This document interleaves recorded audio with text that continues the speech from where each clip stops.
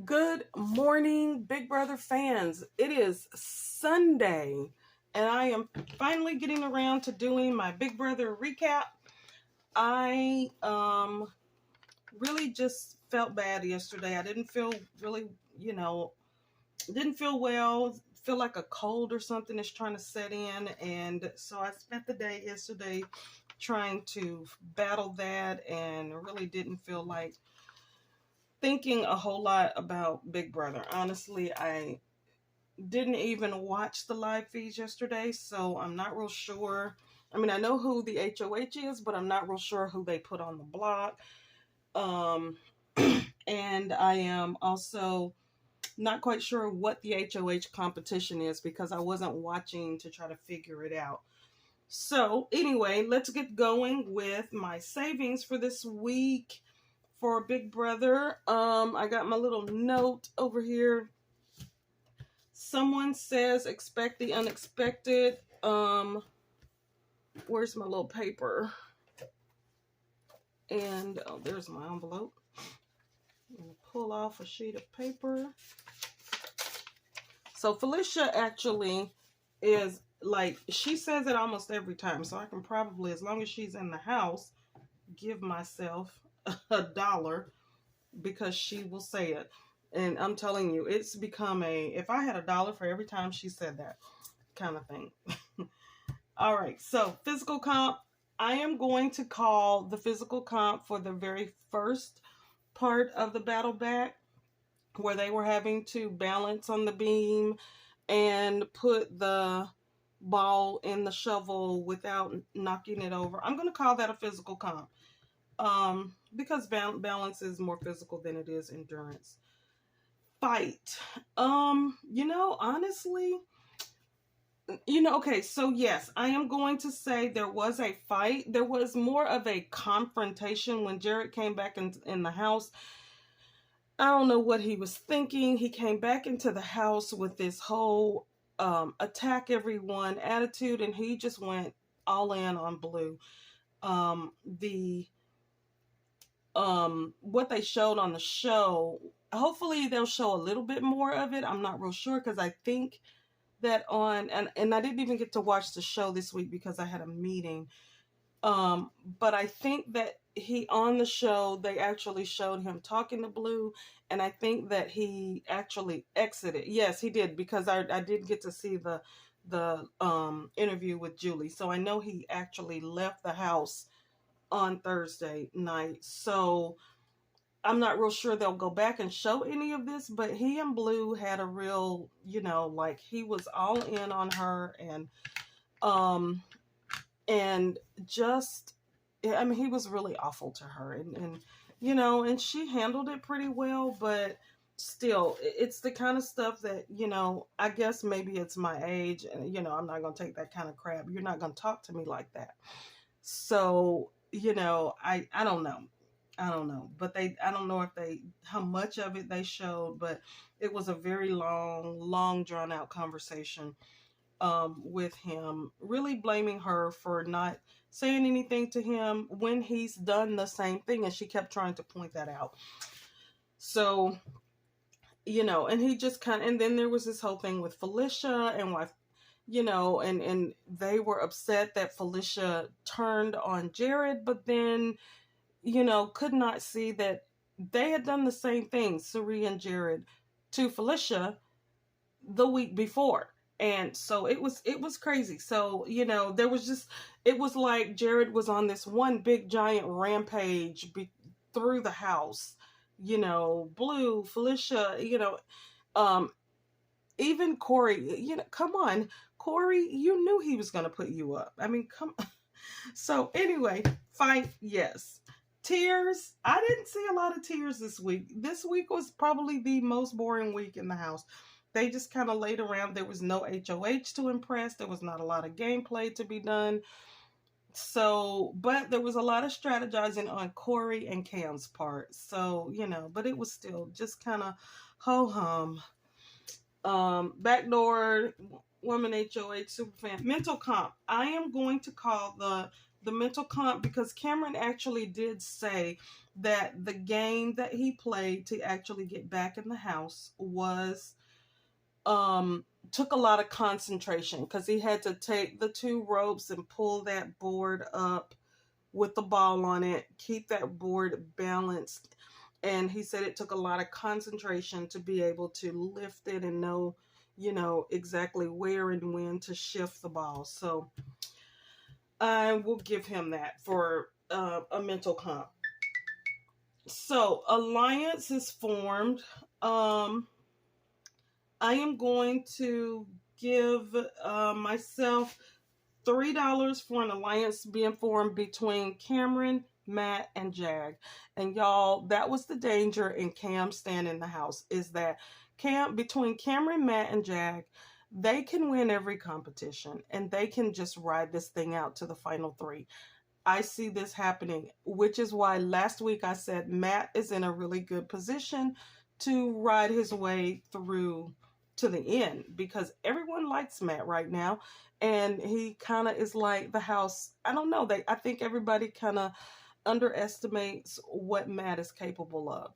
And so between the three of them, Cam, Matt, and Jag, and I think Corey's lucked in on one, and then Jared and Riley. These are the only people who've won anything, veto or HOH, with the lucky Corey and the lucky Felicia thrown in there. So, but when you think about it, Cam is a competition beast. He's gonna win whatever. And Matt and Jag, Cam and Jag have both been voted out of the house and managed to come back in. So, really, it's going to be interesting to see how that little alliance shakes down and see what they are able to accomplish in the house. And most definitely, if these physical competitions continue through the end game, Cam, Matt, and Jag can just ease their way right on through. They've got their targets lined up. And the cool thing about this is that Matt and Jag are not blindly following Cam this time. So Cam, Matt, and Jag have their targets lined up. Matt and Jag have their own targets lined up. So it's been really refreshing to see Matt and Jag playing their own game without the knowledge of Cam, who thinks that he is the brains of the group and he's running things. The other two have got his number. The other alliance that I'm going to give, because I have been confused this week, because I have not been watching the live feeds, and I really honestly have not been listening to the podcast as much as I usually do, because it was just a busy week for me. But at the beginning of the week, when Cam came back into the house, the very first person that he aligned with was Cirie. And I am not sure if this was a true alliance, or even if the Matt and Jag thing was a true alliance. I don't know. I really don't know, because Cam went to Felicia and he said that he was going to infiltrate them and take them out, meaning the other side of the house, the Corey, America, Cam, Jag, Blue, that side of the house. He was going to infiltrate them and take them out. He was going to target them and take them out. So I don't know if this whole deal with Jag and Matt Matt is his effort to infiltrate that side of the house, or if he was just saying that to Cirie, or if he's completely changed his mind now because of the conversation about being the three competition beasts riding it out to the end. So I'm going to count that as an alliance, because it's still possible that he is working with Cirie and Mimi and Felicia. I don't know, because he has said very, very clearly Felicia's got to go. That has been his target, because he does not want Felicia in the jury. And this is it. If she doesn't go this week, she makes jury. And he, for some reason, does not want Felicia in the jury. So And I guess he knows that Felicia would never vote for him if she were in the jury. Other people don't seem to mind Felicia staying, getting out a bigger target like maybe Corey or Matt.